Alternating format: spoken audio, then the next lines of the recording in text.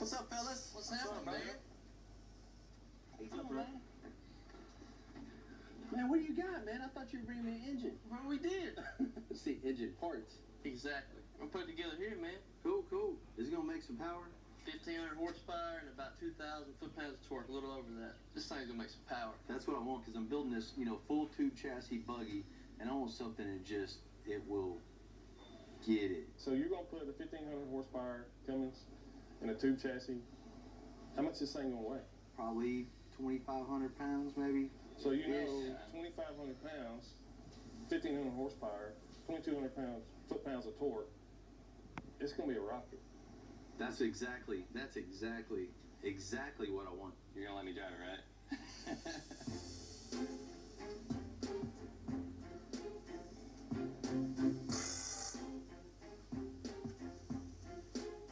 There's so many things you have to do when you take an engine that runs 3,000 RPMs and take it to 6,000 RPMs to make it stay together.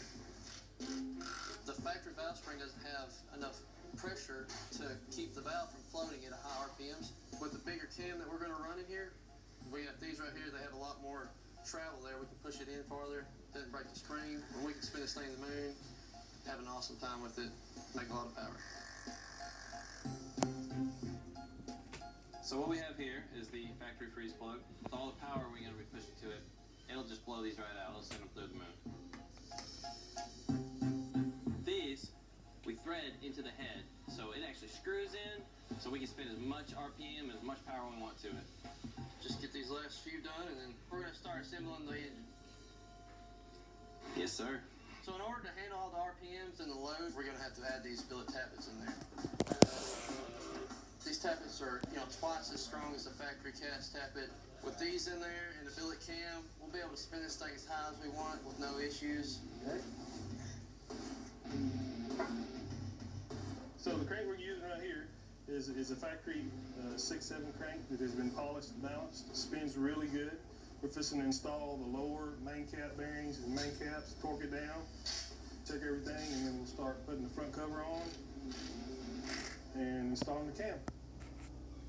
All right, we got a custom spec cam here for our 6.8 liter Cummins. So what you see here, this is your intake lobe, and that's your exhaust lobe. The tappets we put in earlier, they ride on this right here, and they go up, and they go down. So with this cam here, it actually has a lot more lift on these, so you get more air in and out. That lower cylinder pressures and able to spin more without a restriction in the cylinder. Now that we got our cam in, we're going to put our billet retainer on. What this does is, we have all these gears moving around in here. These things like to walk off the camshaft. So what this does, goes on here, has a bolt in there, and that keeps the cam gear from walking off the cam. Such a little simple fix can keep you from... Save you $1,000, man. Like a lot of money. Dad's got the ring size to each cylinder. Dad's going to push this in the cylinder here with this ring compressor, and Clay's going to put the rod caps on. We're going to do that 6 times.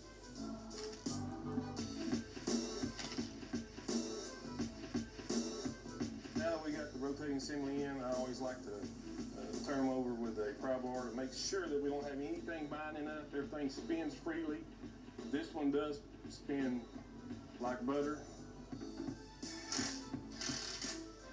I got it. We ought to be able to turn 6,000 RPMs out of this, no problem.